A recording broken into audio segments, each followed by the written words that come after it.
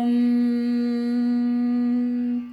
श्रीलक्ष्मी श्रीमहालक्ष्मी क्षीरसागरकन्यके उत्तिष्ठ हरिसम्प्रीते भक्तानां भाग्यदायिनी उत्तिष्ठोत्तिष्ठ श्रीलक्ष्मी विष्णुवक्षस्थलालये उत्तिष्ठ करुणापूर्णे लोकानां शुभदायिनी श्रीपद्ममध्यवसिते वरपद्मनेत्रे श्रीपद्महस्तचिरपूजितपद्मपादे श्रीपद्मजातजननि शुभपद्मवक्त्रे श्रीलक्ष्मी भक्तवरदे तव सुप्रभातम् जाम्बूनदाभसमकान्तिविराजमाने तेजोस्वरूपिणि सुवर्णविभूषिताङ्गी सौवर्णवस्त्रपरिवेष्टितदिव्यदेहे श्रीलक्ष्मी भक्तवरदे तव सुप्रभातम् सर्वार्थसिद्धिदे विष्णुमनोनुकूले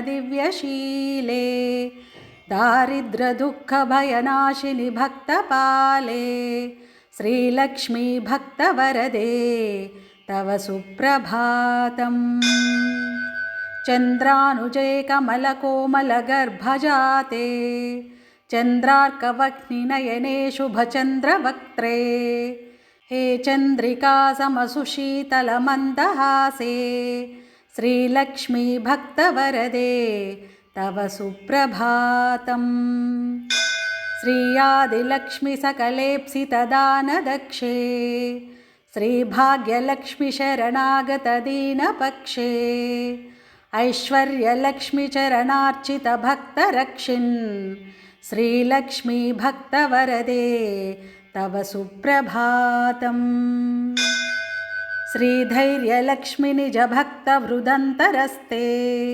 सन्तानलक्ष्मी निजभक्तकुलप्रवृद्धे श्रीज्ञानलक्ष्मी सकलागमज्ञानदात्री श्रीलक्ष्मी भक्तवरदे तव सुप्रभातम् सौभाग्यदात्री शरणं गजलक्ष्मी पाहि दारिद्र्यध्वंसिनि नमो वरलक्ष्मी पाहि सत्सौख्यदायिनि नमो धनलक्ष्मी पाहि श्रीलक्ष्मी भक्तवरदे तव सुप्रभातम्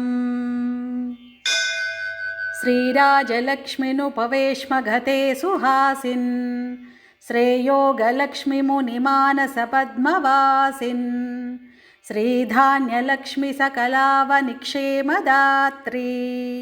श्रीलक्ष्मी भक्तवरदे तव सुप्रभातम् श्रीपार्वती त्वमसि श्रीकरिशैव शैले क्षीरोदधेस्त्वमसि पावनि सिन्धुकन्या स्वर्गस्थले त्वमसि कोमले स्वर्गलक्ष्मी श्रीलक्ष्मी भक्तवरदे तव सुप्रभातम् गङ्गा त्वमेव जननी तुलसी त्वमेव कृष्णप्रिया त्वमसि भाण्डिरदिव्यक्षेत्रे राजगृहे त्वमसि सुन्दरि राज्यलक्ष्मी श्रीलक्ष्मी भक्तवरदे तव सुप्रभातम् पद्मावती त्वमसि पद्मवने वरेण्ये श्रीसुन्दरी त्वमपि श्रीशतशृङ्गक्षेत्रे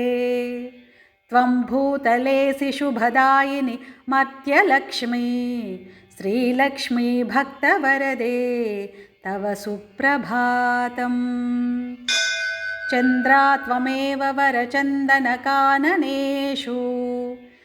देवी कदम्बविपिनेसि कदम्बमाला त्वं देवी कुन्दनवासिनी कुन्ददन्ती श्रीलक्ष्मी भक्तवरदे तव सुप्रभातम् श्रीविष्णुपत्निवरदायिनि सिद्धलक्ष्मी सन्मार्गदर्शिनि शुभङ्करि मोक्षलक्ष्मी श्रीदेवदेवी करुणागुणसारमूर्ते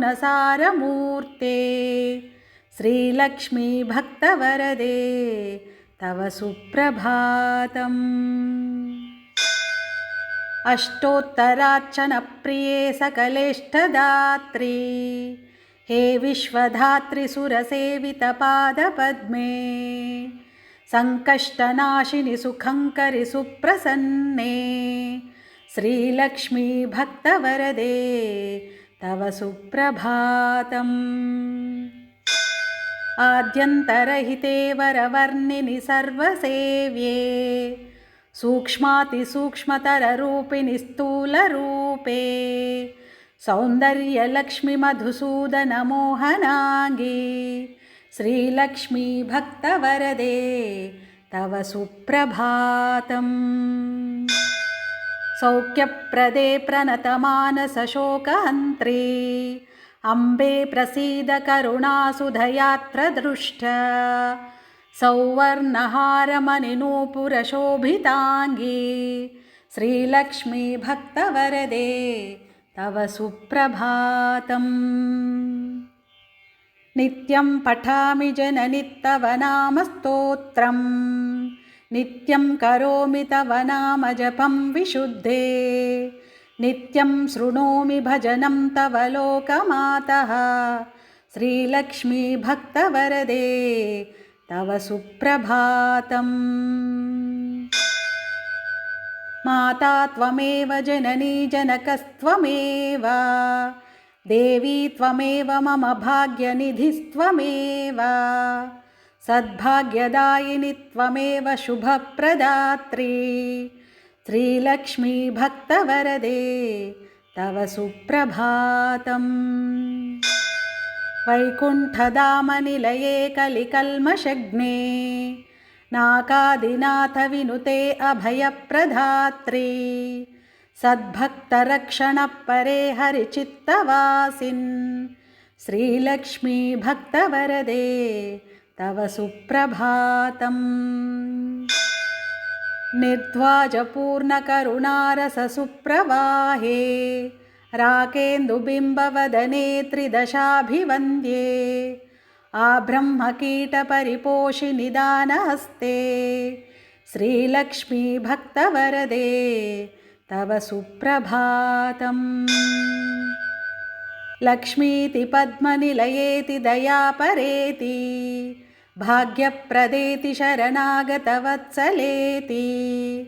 ध्यायामि देवि परिपालय मां प्रसन्ने श्रीलक्ष्मी भक्तवरदे तव सुप्रभातम्। श्रीपद्मनेत्ररमणीवरे नीरजाक्षी श्रीपद्मनाभदयिते सुरसेव्यमाने श्रीपद्मयुग्मधृतनीरजहस्तयुग्मे श्रीलक्ष्मी भक्तवरदे तव सुप्रभातम्। इत्तत्त्वदीयकरुणात्कृतसुप्रभातम् ये मानवाः प्रतिदिनं प्रपठन्ति भक्त्या तेषां प्रसन्नहृदये कुरु मङ्गलानि श्रीलक्ष्मी भक्तवरदे तव सुप्रभातम्।